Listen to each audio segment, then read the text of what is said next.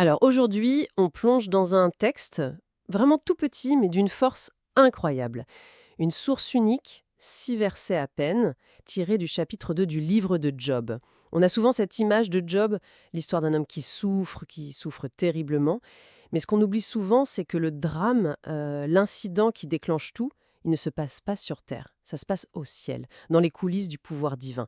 L'objectif, c'est un peu d'être la petite souris dans ce conseil d'administration céleste Mhm. pour essayer de comprendre ce qui se joue vraiment. Hmm. Et la scène, elle est plantée de manière très sobre. On est dans une sorte de cour céleste. Il y a l'Éternel, des personnages qu'on appelle les fils de Dieu, et puis un acteur clé qui arrive au milieu d'eux, Satan. Oui, et c'est important de marquer une pause ici, justement, sur ces fils de Dieu. Le texte dit qu'il vint se présenter devant l'Éternel. Ce ne sont pas des mortels. Dans ce contexte, ce sont des entités célestes, des anges, des membres de la cour divine. Et c'est essentiel parce que ça nous dit tout de suite que ce n'est pas une assemblée de fidèles, mais une réunion de travail, quoi. Un rapport d'activité. Voilà, un rapport d'activité au plus haut niveau. Tout le monde est un insider, y compris Satan. Il n'est pas en train de forcer la porte, il fait partie des convoqués. C'est ça qui est fascinant. Il a son badge d'accès. Et la dynamique qu'on va observer, ce n'est pas une prière, c'est une négociation. Une négociation incroyablement tendue qui a tout l'air d'un pari. Et la mise, c'est la vie d'un homme qui, lui, ignore tout de ce qui se trame au-dessus de sa tête. On va donc essayer de décortiquer un peu les arguments, la psychologie de ces personnages cosmiques et surtout les enjeux de ce pari. Allons-y. On commence avec les 2 premiers versets. Ils posent l'ambiance. Les fils de Dieu se présentent et Satan est là, au milieu d'eux. Il y a un côté presque banal, protocolaire. Et la première question de l'Éternel, elle est toute simple. D'où viens-tu? Et la réponse? La réponse de Satan est extraordinaire. De parcourir la terre et de m'y promener. Franchement, ça ne sonne pas du tout comme le roi des enfers qui commanderait des légions. Ça ressemble plus à un inspecteur, un auditeur interne qui fait sa tournée. Un agent de terrain. Un agent de terrain qui vient faire son rapport. Exactement. C'est une image parfaite. Et elle nous rapproche beaucoup plus du sens originel du personnage. Il faut se souvenir que le nom Satan, en hébreu, ça ne désigne pas forcément une entité maléfique absolue, mais plutôt une fonction, celle de l'accusateur ou de l'adversaire au sens juridique du terme. C'est le procureur. Ah oui, son rôle, dans cette cour, c'est de tester la solidité des dossiers, de pointer les faiblesses, de s'assurer que la loyauté des sujets est bien réelle. Et le fait qu'il ait accès à Dieu, qui lui parle directement, ça pulvérise l'image d'Épinal du combat entre deux royaumes séparés. Non, ici, Satan fait partie de l'administration divine. Il a un travail, quoi. Et il le prend très au sérieux. Un travail qui consiste à chercher la petite bête en somme. Et ce qui est encore plus surprenant, c'est que c'est Dieu lui-même qui va l'orienter. On arrive au verset 3, et là, la conversation change de ton. L'Éternel semble lancer le sujet, presque avec une pointe de fierté. Il dit « As-tu remarqué mon serviteur Job? Il n'y a personne comme lui sur la terre. » Il fait son éloge, et puis il lâche cette phrase en s'adressant directement à Satan. Il demeure ferme dans son intégrité, et tu m'excites à le perdre sans motif. C'est une phrase capitale. Attends, une seconde. Il faut qu'on s'arrête là-dessus.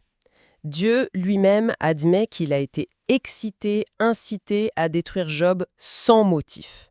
C'est une confession absolument sidérante.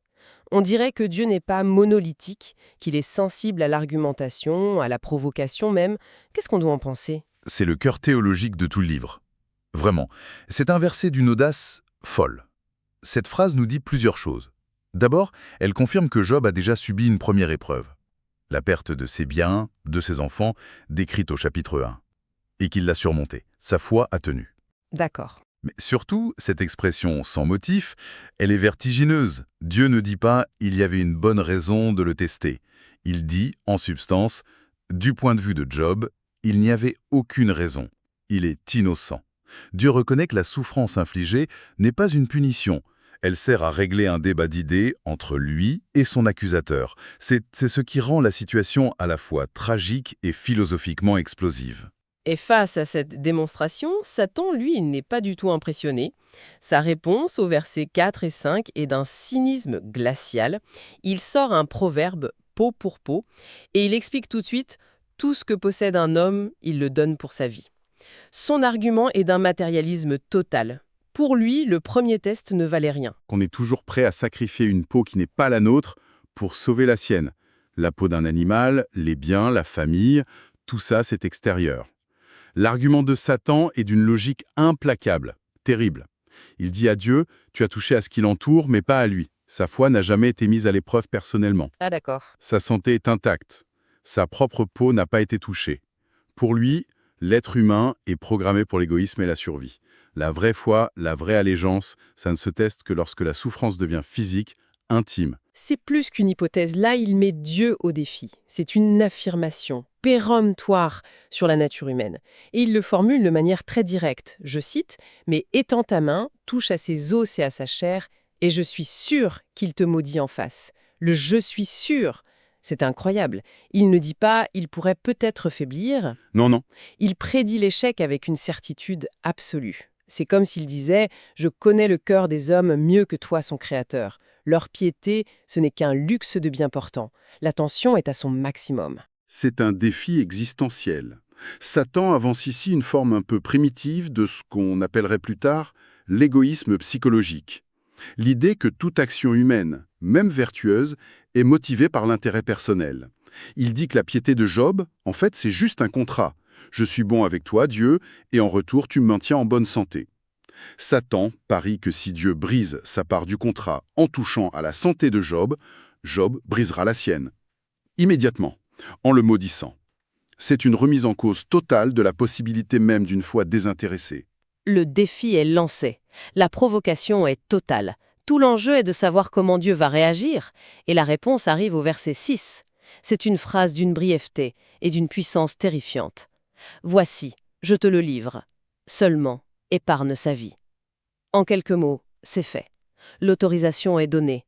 Le pari est accepté. C'est une des phrases les plus glaçantes de la littérature mondiale. Le ton est presque administratif, mais les conséquences, elles sont cataclysmiques. Et ce qui est fondamental ici, ce sont les deux parties de la phrase. Voici, je te le livre, c'est la permission. Dieu autorise l'épreuve, il livre son serviteur le plus fidèle. Mais la deuxième partie, seulement épargne sa vie, c'est la limite. Et cette limite est cruciale. Elle montre que Dieu reste souverain, il est le maître du jeu. Il est en laisse, en quelque sorte. C'est exactement ça. Une longue laisse, mais une laisse quand même. Satan est un agent puissant, mais il agit dans un cadre, sous licence. Il n'a pas carte blanche. Et cette unique condition, épargne sa vie, c'est le moteur qui va permettre à tout le reste de l'drame philosophique de Job de se déployer. Sans cette limite, l'histoire s'arrête là. Job meurt, le débat est clos. Mais parce qu'il doit survivre, il va devoir vivre avec sa souffrance.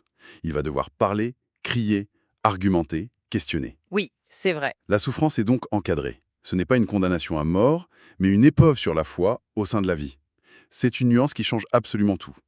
La question n'est pas « va-t-il mourir en croyant ?», mais « va-t-il vivre en croyant, même quand la vie devient un enfer ?» Si on fait le bilan de ces 6 versets, c'est stupéfiant. En quelques lignes, on est passé d'une réunion de routine dans un bureau céleste à un pari cosmique qui va détruire la vie d'un innocent. Et avec l'autorisation explicite de la plus haute autorité.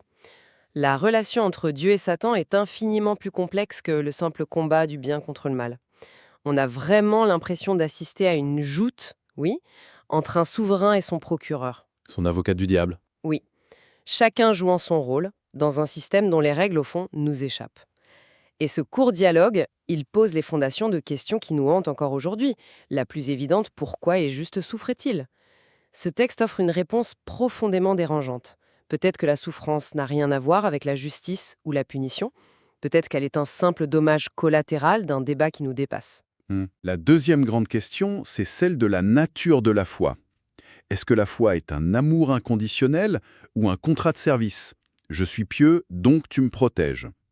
L'argument de Satan, c'est que toute foi est contractuelle. Le pari de Dieu, c'est que la foi de Job, elle, est pure. Et tout le reste du livre sera l'exploration de cette tension.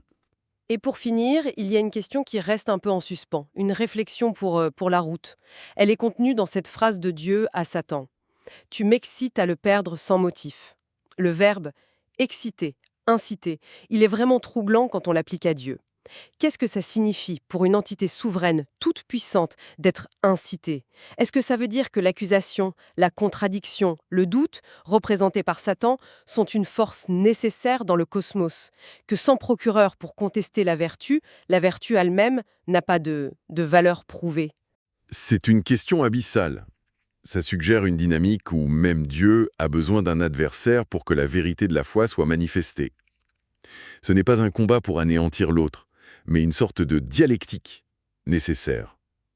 Et si on pousse la logique jusqu'au bout et qu'on accepte que cette épreuve est lancée sans motif du point de vue de la victime, qu'est-ce que ça nous dit sur la justice divine? Peut-être que la justice, à cette échelle cosmique, ne fonctionne pas du tout selon nos critères humains de récompense et de punition. Ça laisse vraiment songeur sur les motivations réelles, et peut-être totalement impénétrables, des acteurs de ce grand tribunal céleste.